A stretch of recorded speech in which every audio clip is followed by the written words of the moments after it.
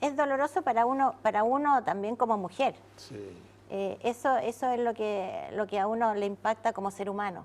Permítame una cosa, ¿qué tipo de paciente atiendes tú? Todo tipo de pacientes, desde niños hasta adultos y hasta de todas edades. Hasta adultos mayores. Hasta porque adultos una vez mayores, me tocó hasta Ya. 90 años he visto pacientes. Sí, sí, sí. Pero estamos hablando que a ti te choqueó algo que escuchaste con respecto al aborto. Claro, porque ¿Por qué a una doctora como tú, a esta altura, le va a choquear porque uno siempre, una historia de aborto? Porque uno siempre es un ser humano y uno nunca deja de ser un ser humano y uno es sensible, aunque sea un médico. Aunque tenga tantos años de profesión, que ya llevo más de 30 y igual a uno le impacta. ¿En qué consistía esa experiencia? Es que resulta que no la quiero contar porque no la quiero repetir porque es muy dolorosa de repetir y también creo que la persona que está involucrada quizás se va a sentir tocada. Pero yo te puedo decir lo siguiente, a mí me ha tocado atender mujeres, obviamente especialista en terapia de pareja, pero también en terapia individual, que después de haber abortado, por ejemplo, han pasado años y empieza a sentirse muy culpable. Sobre todo cuando empiezan a ver niños, dice, mi hijo podría tener esta edad, mi hijo estaría aquí, mi hijo estaría allá, y eso cuando se hacen el aborto no. No.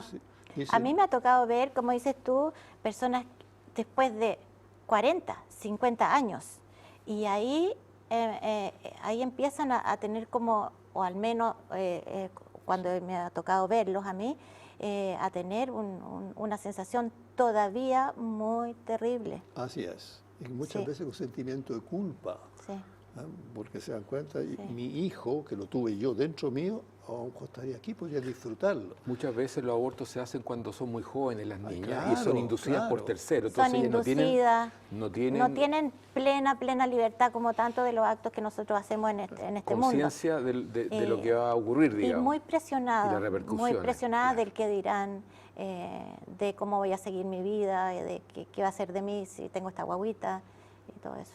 Ahora, te quiero agregar algo más, ¿cierto? Que a mí me tocó ver una pareja, por ejemplo, de que ella, ¿cierto? 10 años de matrimonio, le estaba en ese minuto un gran conflicto porque él lo obligó a abortar. Y eso no se lo perdonó nunca. Y eso fue un motivo de tremendo conflicto en la relación de pareja. Entonces es importante lo que tú dices, Roberto, que mucha gente joven dice, ya, esto es una cosa tan simple y punto. No ven lo que nosotros llamamos el estrés postraumático, que puede aparecer lo que tú dices después de muchos años. Cuando toman conciencia de lo que ocurrió y nadie se los dijo, nadie se los advirtió. Después. Claro. Y nadie le dio tampoco las alternativas que tenía esa niña. No, porque hay millones de alternativas. No, claro. Entonces, ahí viene una pregunta que yo te quería hacer con respecto a la presión social en los distintos estratos socioeconómicos. Por ejemplo, la presión que recibe esa niña en los estratos altos con respecto a la presión que recibe una niña en los estratos bajos. ¿Tú podrías darnos luces con respecto a eso? Mira, yo pienso que la presión en todos los estratos es más o menos similar. Esa es mi apreciación o al menos mi experiencia.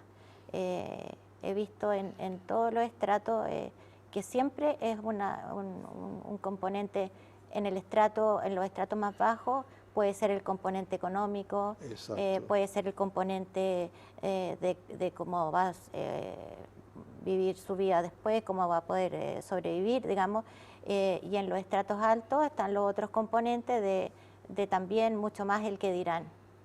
Te puedo hacer una pregunta que es delicada, pero es necesario hacerla. ¿Las niñas de un estrato socioeconómico alto resuelven su problema en las clínicas sobre la cota 1000, como dijo en algún minuto Elia Molina? Mira, es muy buena tu pregunta, porque yo pensaba que era así, pero en mi experiencia, en lo que me ha tocado escuchar, no es así, siempre, al menos. Y a veces hay casos dramáticos de abortos hechos Oh. las peores condiciones, Sí. con riesgo de muerte muy, muy, muy grave. Claro, y otros, eso también ha tocado, que van a otro país, en clínicas de otro país, También, porque y que también nadie se sepa, arriesgan. que nadie sepa. También se arriesgan. Ujú. Pero tú dijiste una cosa importante, hay peligro de muerte cuando lo hacen, porque aquí se ha hecho mucho aborto clandestino, hay una cifra muy alta, Sí, y realmente ahí cuando están casi por morir se la llevan al hospital exacto, urgente. exacto. Porque tú trabajaste en hospital, te obligó. Claro. En los Entonces, hospitales viste cualquier cantidad todo de el cosas. tiempo los abortos eran siempre. En los hospitales, Sí, pues. ahí llegan Claro. todos los estratos socioeconómicos llegan a los hospitales. Bueno, es lo que a mí más me tocó en hospitales, en hospitales que llegaban gente más de estratos más bajos. Claro. Es lo que más me tocó en los hospitales públicos. ¿Y entran con qué diagnóstico? Hemorragia. ¿Hemorragia? ¿Apendicitis? No, casi siempre hemorragia. Hemorragia. Sí. Ese es el diagnóstico. Claro, ¿verdad? claro. Una metrorragia. Que es Ya hay una médicos que se han hemorragia hecho ricos ginecol- que se han hecho ricos haciendo abortos. Sí, yo creo que los hay. Yo no los conozco, pero... No, si no quiero comprometerte, pero- no, pero no. pero En verdad no es un conozco, hecho cierto. pero probablemente. ¿Y cuántos abortos calculas tú que hay al año en nuestro país? Pues las cifras son dispares. No, Algunos hablan hasta 80.000. Yo no tengo ni... Pero al día de hoy el aborto es totalmente legal. Claro, ahora sí. Pues. Hoy día sí. O sea, aunque sea con las tres Con las tres causales, pero causales. Sí, cualquier claro. persona entra en esas tres causales. O sea, yo creo que en la práctica Se aprobó el aborto en el Chile. aborto está aprobado. Claro, yo sugerí, en cuanto salió esto, inclusive lo publicaron constante en el Mercurio en esa oportunidad, que es el acompañamiento. Porque Sí. muchas veces tenemos que acompañar a estas mujeres por lo que tú señalaste, están por presión, están por qué cosa, y muchas de ellas después resuelven que no, pero ya con conocimiento de causa y se dan cuenta de lo que significa, etcétera, etcétera. Y si la otra decide sí, pero ya sabe de antemano cuál es el proceso psicológico que va a tener después. Entonces se le prepara. Y afortunadamente tengo entendido ahora que se aprobó esa posibilidad. Yo se la di también después a un diputado de la ADC. Es que es muy estuvo de importante, acuerdo, muy importante el y digo, acompañamiento. pucha, porque eso es lo más importante.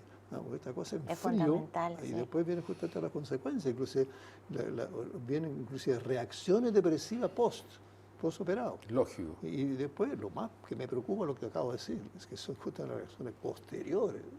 Sí, y con Cuando tú muchos hablaste, años. Para el público, cuando tú hablaste de metrorragia, ¿no es cierto? Nosotros lo entendemos, pero esto también... No, yo no.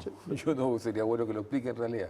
Ya, ok, entonces yo creo que tú... Metrorragia, claro, es una hemorragia de origen ginecológico. Ya. Claro, Eso. pero A eso muy abundante. Es muy abundante, claro. Entonces se ve la mujer manchada entera de sangre. Esa es la metrorragia para que el público pueda entender. Claro. Perfecto. Muchas veces tratamos los términos de Sí. colocarlo más...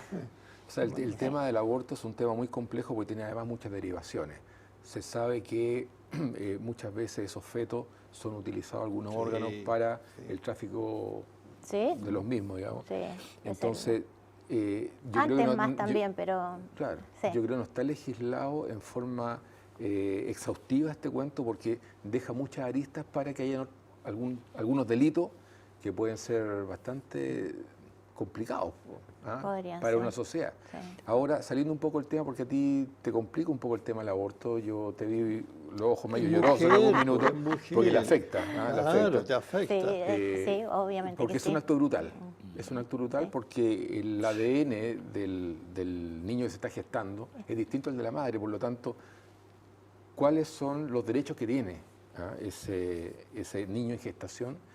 Y si la madre tiene autoridad total sobre el ser que van a hacer. ¿Te fijas? O sea, ahí hay una discusión que no está zanjada. Pero como tú eres neurobióloga, me gustaría irme un poquito al cerebro, que es el órgano del cuerpo humano menos conocido, que es el más complejo, y por ahí los neurocientíficos han tratado de depurarlo y entenderlo. Yo quería preguntarte, ¿qué se sabe hasta ahora en términos de porcentaje sobre el cerebro? En términos de porcentaje, que porcentajes de la clásica pregunta, ¿cuánto cuánto del cerebro del hígado tú se sabes 100%, usa, del yo vaso creo que 100%, sí. del corazón también, pero el cerebro. Mira, del cerebro se conoce, yo creo que todavía poco. Se entiende poco cómo se integran todas las funciones cerebrales. Y el gran misterio es nuestra conciencia, ¿no es cierto? Cómo nosotros podemos llegar a tener una conciencia de nosotros mismos, si hay un lugar de nuestro cerebro donde está alojada la conciencia, si es una actividad global de todo el cerebro el que genera el estado consciente. Y en eso, de alguna manera también, yo me he interesado y me he ido uniendo algunas evidencias sobre la importancia que tiene el sistema del equilibrio en la percepción que nosotros tenemos de nosotros mismos, en la percepción que nosotros tenemos de cada uno, que cada uno tiene de sí mismo como un ser individual.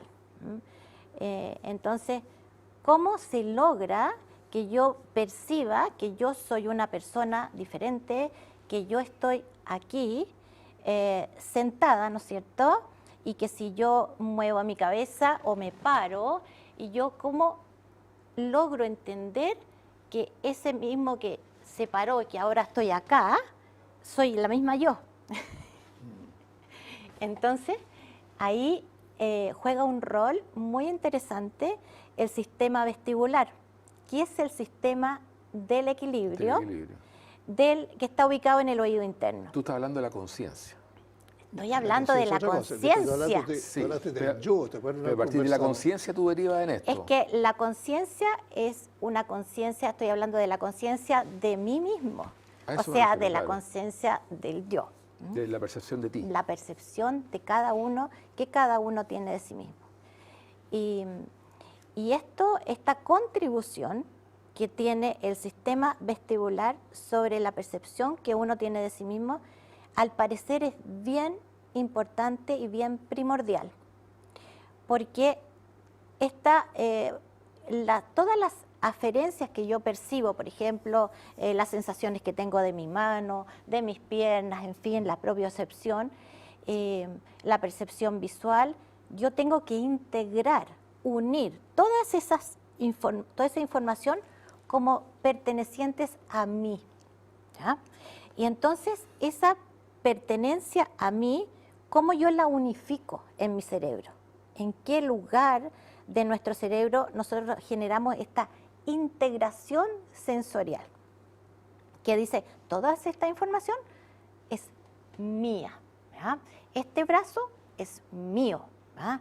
Y esa información se integra en un lugar del cerebro que se llama la corteza insular.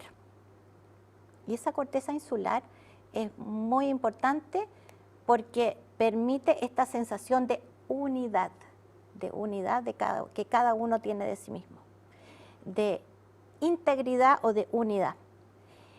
Y uno de los principales aferentes, o sea, que lleva la información a ese lugar, es el sistema vestibular, porque ese es el que principalmente como que unifica, dice, toda esta información es la que pertenece a esta persona que se movió, que está en esta posición, que está en este lugar, que está en espacio-tiempo. Exactamente, en este espacio-tiempo. ¿Me permite tú una cosa para el público? Tú hablaste del sistema vestibular. Yo estoy seguro que mucha gente que está escuchando eso va a decir, ¿qué es eso y dónde está? Y tú tienes un gran valor para mostrar algo, ¿cierto? De qué consiste, qué es lo que es el sistema vestibular. Porque esto, claro, los especialistas lo entendemos, pero el resto del público no. Exactamente. El sistema vestibular, ahí está la oreja. Aquí tenemos, claro, el pabellón auricular, el oído externo, el oído medio, que es tan famoso, y tenemos el oído interno en esta zona de acá. Acá está el caracol, donde están los receptores de la audición, y en esta parte están los receptores o el sistema vestibular o sistema del equilibrio. Y este sistema tiene estos 3 canales semicirculares es el responsable de registrar la información de posición que tenemos cada uno en el espacio. Entonces, como estos 3 canales tienen 3 posiciones distintas, nos permite a nosotros registrar los movimientos en distintas direcciones de la cabeza y nos va dando información constantemente. También hay información de la gravitación, si estamos en posición de pie o si estamos cabeza arriba, ¿no es cierto? Y estos otolitos que se dan vueltas si es que no están tocando los receptores. Otolito. Sí, son distintas cosas. Bueno, tú eres especialista, tú lo puedes explicar de forma muy simple qué son. Nosotros lo sabemos, pero claro, los otolitos son Yo no sé lo que son, pero sé que se desordenan. Exacto, se desordena, bien. Los otolitos son unos cristales que están como flotando ahí en el vestíbulo, en este lugar, y están siempre, como son estos cristales, están siempre como tocando los receptores que están ahí como unos cilios, están siempre estimulándolos porque están sobre ellos. Entonces, la manera como están siempre tocando, a nosotros nos está indicando, esta persona está en posición vertical y la gravedad está afectando estos otolitos y entonces están transmitiendo la información, está de pie, esta persona está de pie. Si nosotros nos pusiéramos en posición invertida, ¿no es cierto?, los otolitos cambiarían de posición y ya no estarían generando y nosotros sabríamos que estamos en posición invertida. Una pequeña reflexión, qué complejo es el organismo humano y cómo hay gente que se mete droga al cuerpo y destruye todo esto. Quería hacer esa pausa. Es una cuestión impresionante. Sí, mira, yo hice clase de fisiología en la universidad por 20 años y cada clase era una maravilla. O sea, siempre me maravillaba lo que tú dices de la complejidad, del maravilloso equilibrio entre cada una de las sustancias, entre cada uno de los mecanismos que tenemos en el cuerpo humano. Es algo realmente alcohol, cigarro, marihuana, cocaína, precioso. Drogas duras.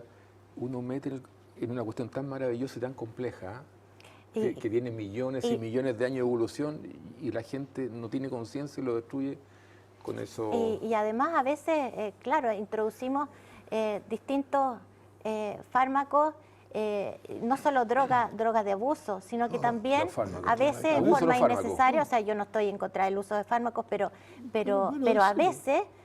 a veces se usan en forma tan indiscriminada, tan a veces sin necesidad. Pero si la Organización Mundial de la Salud hizo una advertencia, porque muchos de estos están influidos también por los laboratorios. También, claro, sí. Y entonces que tratan al contrario. Hay gente, por ejemplo, que no puede dormir si no duerme con fluri. Claro. Y no sé en el largo plazo, porque si no toman fluri, no pueden dormir. Y llevan años, décadas tomándolo, y yo creo que algún efecto negativo tiene el organismo, creo yo. Es que a la larga, no todo sé. es un balance, ¿Sí todo o no? es un balance, sí. Una cosa, ¿cierto? Porque yo conozco tu sistema, pero no es gracia que lo conozca yo, digamos. Entonces, lo siguiente, ¿qué papel juega también la visión? Porque tú cuando tú haces tus cosas, visión y también equilibrio. Sí, claro, porque el sistema que nosotros usamos para el tratamiento de la depresión incluye la estimulación de estos receptores del equilibrio que nosotros estábamos comentando. Y para eso usamos un sistema de una silla que gira a una aceleración determinada, de manera que estimule al sistema vestibular, y el sistema vestibular, como está conectado con estas áreas cerebrales que habíamos comentado, genera entonces cambios a nivel neuronal y que van mejorando la depresión y sobre todo van mejorando la percepción que cada individuo tiene de sí mismo, porque esos centros comienzan a estar afectados a través de distintos factores que van deteriorando la función de esas áreas, y entonces a través de la estimulación vestibular nosotros logramos activar esas áreas. ¿Cómo llegas tú ¿cierto? Que tú señalaste hace poco, ¿cierto? Que eso está en el oído interno. O sea, la gente ubica el oído externo, el tímpano, hasta ahí llega. Exacto. Entonces uno dice, pero ¿cómo llega ahí? Aunque está metido en el cerebro mismo. Claro, Está dentro del cerebro. Entonces, ¿cómo tú llegas ahí? usamos, claro, al estimular, al usar la silla giratoria, esta silla o rotatoria, esta silla estimula los receptores porque estos receptores, como habíamos explicado, son receptores que están hechos para percibir cambios de movimiento, cambio de posición o aceleración de movimiento. Y entonces, al estimularlo, nosotros podemos activar esos receptores, se activan esos receptores y a la vez, entonces, al activar esos receptores, muy bien. Está muy claro ahí, muy claro, muy bueno. se usa, la información sube a través del octavo par de nervios, que constituye parte del nervio vestibular, y llega a los centros cerebrales y genera cambios a nivel cerebral. Entonces, ese es uno. Tu pregunta era sobre la activación visual, sobre cómo es la activación visual que nosotros también hacemos como parte de la estimulación vestibular. En realidad, la estimulación que nosotros hacemos con el estímulo optoquinético, que es un estímulo de tipo visual. Por aquí tengo algún esquema, no lo voy a mostrar. Todos ustedes, algún minuto nosotros no le han dado, así, cierren los ojos y empiezan a dar vueltas, ¿qué les pasa? Se marean. Claro, claro. Pero tú dijiste una Ahí cosa... donde tú estás diciendo, eso es donde se estimula justamente. Donde se estimula, claro. Tú estás hablando sobre la percepción de uno mismo. ¿Qué pasa con la percepción de uno mismo cuando esto falla? Cuando los otolitos están desordenados, cuando se produce una distorsión. Mira, ¿Hay una percepción distinta de uno mismo? Sí. ¿En qué consiste esa distorsión? Esa distorsión consiste en que la manera como nos percibimos está incompleta, es como una información borrosa. No tenemos una perfecta comprensión de nosotros mismos y entonces eso genera que nosotros nos sintamos inseguros, que tengamos baja autoestima momentáneamente. Eso es lo que ocurre cuando una persona tiene depresión. Exactamente, eso te iba a decir, pero esto es depresión. Eso es depresión. O sea, cuando se desordenan los otolitos puede provocar una depresión, ¿eso? No directamente. O la depresión provoca el desorden. La depresión se produce cuando se genera una alteración de estos centros cerebrales que integran la percepción del yo. Entonces, cuando esas áreas que han sido descritas en los últimos años y han sido estudiadas con imágenes cerebrales funcionales, con muchos autores ya han estudiado ya hace bastante tiempo distintas áreas cerebrales y han involucrado a esta región de la ínsula y específicamente de un lado del cerebro, y esta región entonces han visto que funciona con tiene menor actividad.